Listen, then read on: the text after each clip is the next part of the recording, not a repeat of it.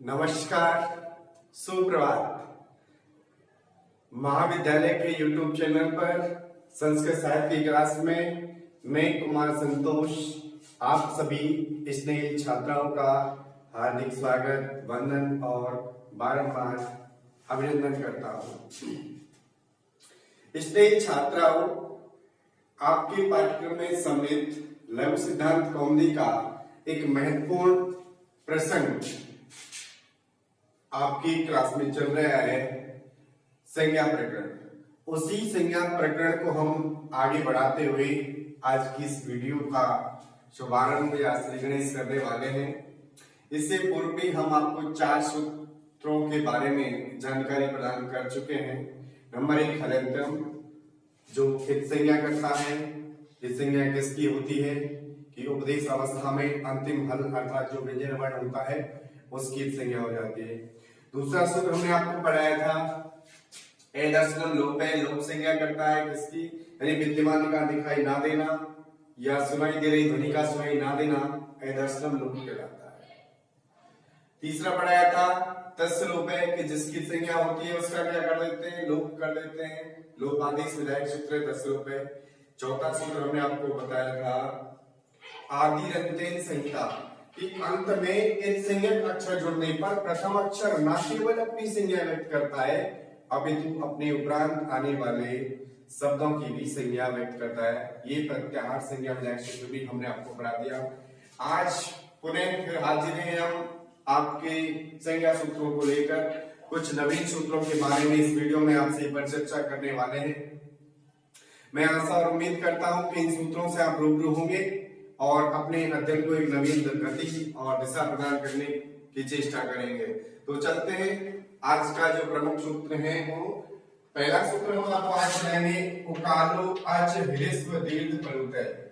उकालो अच ह्रस्व दीर्घ प्लुतय। सबसे पहले तो आप ये जान लीजिए क्या कि ये सूत्र कौन सी संज्ञा करता है। ये स्वर की ह्रस्व दीर्घ और प्लुत संज्ञा विधायक सूत्र है, यानी कोई भी स्वर उसकी संज्ञा करेगा ह्रस्व दीर्घ और प्लुत। तो सरल रहे, ध्यान रहे कि स्वरों की 3 प्रकार की संज्ञा होती हैं और उन संज्ञाओं का नाम है ह्रस्व, दीर्घ और प्लुत। ठीक है, अब होती किसकी है, उकालो अच ह्रस्व दीर्घ प्लुत क्या कहता है कि उ और उ के उच्चारण में, उ और उ के उच्चारण में जितना समय लगता है उतने समय में उच्चारण करने योग्य अच की क्या होगी, क्रम से ह्रस्व, दीर्घ और प्लुत संज्ञा होगी। यानी कि इस उ के उच्चारण में जितना समय लगेगा उस स्वर की ह्रस्व संज्ञा होगी, इस उ के उच्चारण में जितना समय लगेगा उसकी दीर्घ संज्ञा होगी और इस उ के उच्चारण में जितना समय लगेगा उसकी प्लुत संज्ञा होगी। ये आपको ध्यान रखना है। अब उदाहरण देखिए इसका, महर्षि पाणिनि ने कुक्कुट की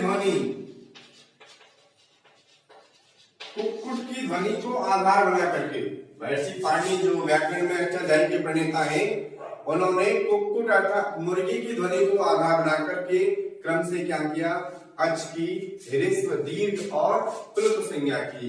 यानी कि इस उ और इस उ और इस उ के उच्चारण में जितना समय लगेगा उतने समय में उच्चारण करने योग्य जो भी अक्ष होंगे उनकी क्रम से क्या होगी, ह्रस्व, दीर्घ और प्लुत संज्ञा होगी। तो क्लियर हो गया आपको, उकालो अच ह्रस्व दीर्घ प्लुत है कि उ और उ के उच्चारण में जितना समय लगेगा उतने समय में उच्चारण करने योग्य अक्ष की क्या होगी, क्रम से ह्रस्व, दीर्घ और प्लुत संज्ञा होगी। क्लियर, आगे चलते हैं। आगामी सूत्र उच्चय उदात्त है, सूत्र है उच्चय उदात्त है। ये सूत्र क्या कहता है कि किसी स्वर का जोर से उच्चारण किया जाए, यानी कि हमारे जो उच्चारण स्थान है कंठ, तालु, मूर्धा इत्यादि, उसके ऊपरी भाग से अगर किसी अच का उच्चारण किया जा रहा है तो उस अच की क्या होगी, उदात्त संज्ञा। तो सबसे पहले तो आपको यही ध्यान रखना है कि उदात्त संज्ञा विधायक सूत्र का नाम लिखिए तो उस सूत्र का नाम होता है उच्चय उदात्त है। और होती किसकी है कि तालु आदि उच्चारण स्थानों के ऊपरी भाग से उच्चारित जो स्वर होते हैं उन स्वरों की क्या होगी, उदात्त संज्ञा होगी। जैसे कि ये ए है,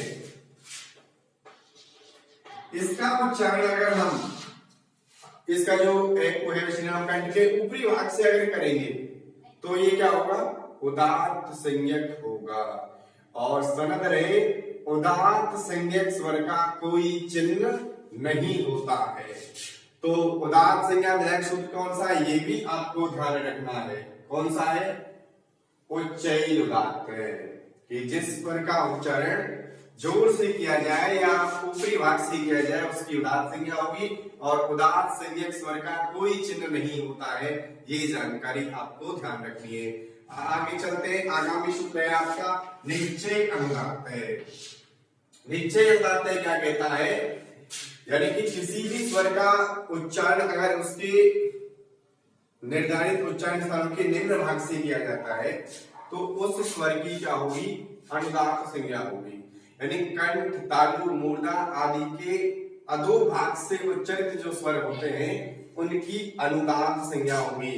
और ये भी जानकारी आपको ध्यान रखनी है कि निश्चय अनुदात्त सूत्र कौन सी संज्ञा करता है स्वरों की, तो वो करता है अनुदात्त संज्ञा। क्या करता है, अनुदात्त संज्ञा। होती किसकी है कि उच्चारण स्थानों के निम्न भाग से जो जिन स्वरों का उच्चारण किया जाएगा उनकी अनुदात्त संज्ञा होगी। और सनद रहे, अनुदात्त संज्ञक स्वर का चिन्ह क्या होता है, एक पड़ी हुई रेखा होता है। क्या होता है, एक पड़ी हुई रेखा होता है। जैसे इन स्वरों के नीचे अगर हम ये कर देते हैं, ऐसे पड़ी हुई रेखा लगा देते हैं, तो ये स्वर क्या माने जाएंगे, आपके अनुदात्त स्वर माने जाएंगे। अरे किसी भी स्वर के नीचे अगर एक पड़ी हुई रेखा लगा देते हैं तो वो स्वर क्या माना जाता है, अनुदात्त माना जाता है। ये भी आपको याद रखना है। उदात्त संज्ञा विधायक सूत्र है उच्चैः रुदात्त, अनुदात्त संज्ञा विधायक सूत्र का नाम है निश्चय अनुदात्त। और चलते हैं आगामी सूत्र, समाहारे स्वरिते।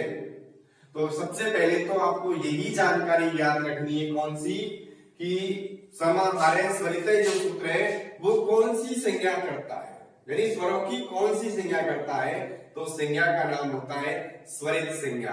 कौन सी संज्ञा, स्वरित संज्ञा। अगर ये भी प्रश्न यदा कदा ऐसे भी पूछे जाते हैं कि स्वरित संज्ञा विधायक सूत्र का नाम लिखिए, तो उसका उत्तर होगा समाहारे स्वरिते। उत्तर क्या होगा, समाहारे स्वरिते। उदात्त संज्ञा विधायक सूत्र का नाम लिखिए तो उसका उत्तर क्या होगा, उच्चैः उदात्त। अनुदात्त संज्ञा विधायक सूत्र का नाम लिखिए तो उसका नाम क्या होगा, निश्चय अनुदात्त। अनुदात्त संज्ञक स्वर का चिन्ह क्या होता है, एक पड़ी हुई रेखा। किसी भी स्वर के नीचे अगर हम एक पड़ी हुई रेखा लगा देते हैं तो वो स्वर आपका माना जाएगा अनुदात्त। अब देखिए, जिस स्वर में उदात्त और अनुदात्त का मेल हो उसे क्या कहेंगे, उदात्त। और अनुदात्त का जिस स्वर में मेल होता है उसे स्वरित कहते हैं। यानी कि जिन अचों का उच्चारण उनके जो निर्धारित उच्चारण स्थान है कंठ, तालु, मूर्धा इत्यादि के मध्य भाग से किया जाएगा, उन स्वरों की होगी स्वरित संज्ञा। उन स्वरों की क्या होगी, स्वरित संज्ञा। और स्वरित संज्ञा होती किसकी है, कि जिन स्वरों का उच्चारण उनके मध्य भाग से किया जाएगा, जो भी उच्चारण स्थान है कंठ, तालु, मूर्धा इत्यादि के मध्य भाग से किया जाएगा, तो आप समझ लीजिए क्या होगी उसकी स्वरित संज्ञा। तो स्वरित संज्ञा विधायक सूत्र का नाम लिखिए तो इस प्रकार के प्रश्न आएंगे, तो उत्तर क्या होगा, समाहारे स्वरिता, समाहार स्वरिते। और स्वरित संज्ञा होती किसकी है, कि जिन अचों का उच्चारण स्थान जो होते हैं कंठ, तालु, मूर्धा इत्यादि के मध्य भाग से, यानी बीच से जिन स्वरों का उच्चारण किया जा रहा है उनकी होगी क्या, अनुदात्त, वो स्वरित संज्ञा। और ध्यान रहे, सनद रहे, स्वरित संज्ञक स्वर का चिन्ह क्या होता है, किसी भी स्वर के ऊपर एक खड़ी हुई रेखा लगा देते हैं तो वो स्वर क्या माने जाते हैं आपके, वो स्वर माने जाएंगे आपके स्वरित। वो सूत्र क्या माने जाएंगे, स्वरित माने जाएंगे। यानी जिन किसी भी स्वर के ऊपर एक खड़ी हुई रेखा लगा देते हैं तो वो स्वर आपके स्वरित माने जाते हैं। ये भी आपको जानकारी ज्ञात रखनी है। तो आज हमने आपको 4 सूत्र और पढ़ाए हैं आपके संज्ञा प्रकरण में सम्मिलित है। वो सूत्र कौन कौन से? नंबर 1 पढ़ाया आपको उकालो अच ह्रस्व दीर्घ प्लुत है। ये क्या करता है? स्वर की क्रम से ह्रस्व दीर्घ और प्लुत संज्ञा करता है। किसकी होती है? यानी कि उ और उ, ये ओम का जो चिन्ह है, यानी कि एक चुटकी बजाने में जितना समय लगेगा वो ह्रस्व स्वर, 2 चुटकी बजाने में जितना समय लगेगा वो आपका दीर्घ स्वर, और 3 चुटकी बजाने के बराबर जिसमें समय लगता है वो स्वर आपका माना जाता है प्लुत स्वर। उच्चारण क्या करता है? उदात्त संज्ञा करता है। किसकी करता है? कि जिन अचों का उच्चारण उसके निर्धारित जो उच्चारण स्थान है, कंठ, तालु, मूर्धा, उनके ऊपरी भाग से अगर किया जाएगा तो उदात्त संज्ञा। और उदात्त संज्ञक स्वर का कोई चिन्ह नहीं होता है, यानी किसी स्वर के ऊपर किसी प्रकार का कोई चिन्ह नहीं है तो स्वर को आप समझ लीजिए कि ये क्या है? उदात्त है। अनुदात्त संज्ञा, निम्न भाग से जिन अचों का उच्चारण किया जाएगा वो क्या होंगे? आपके अनुदात्त संज्ञक होते हैं। और अनुदात्त संज्ञक स्वर का चिन्ह क्या होता है? एक पड़ी हुई रेखा। किसी भी स्वर के नीचे अगर कोई पड़ी हुई रेखा है तो समझ लीजिए वो स्वर क्या है? आपका अनुदात्त है। ऐसे ही देखें, समाहारे स्वरित है। स्वरित संज्ञा करता है। किसकी होती है? कि जिन अचों का उच्चारण उनके उच्चारण स्थानों के मध्य भाग से किया जाएगा उन स्वरों की क्या होगी? स्वरित संज्ञा होगी। और किसी भी स्वर के ऊपर अगर एक खड़ी हुई रेखा लगा देते हैं तो वो जो अच है, वो जो स्वर है वो स्वरित स्वर माना जाएगा। इस प्रकार आपको ये 4 सूत्रों की जानकारी आज हमने पुनः प्रदान की। आशा करता हूं कि आप इन संज्ञा सूत्रों से रूबरू होंगे, किस प्रकार से इनका भावार्थ होता है, क्या उदाहरण होते हैं। जब आपकी ऑफलाइन क्लास चलेगी तो आपको सारे नोट्स वगैरह हम उपलब्ध करवाएंगे और संपूर्ण जानकारी आपको प्रदान करेंगे। आपके अध्ययन में किसी भी प्रकार का व्यवधान ना हो, इसलिए महाविद्यालय के द्वारा आपको ऑनलाइन क्लास की व्यवस्था दी गई है। आशा करता हूं और आपसे लेता हूं विदा। जय श्री कृष्ण।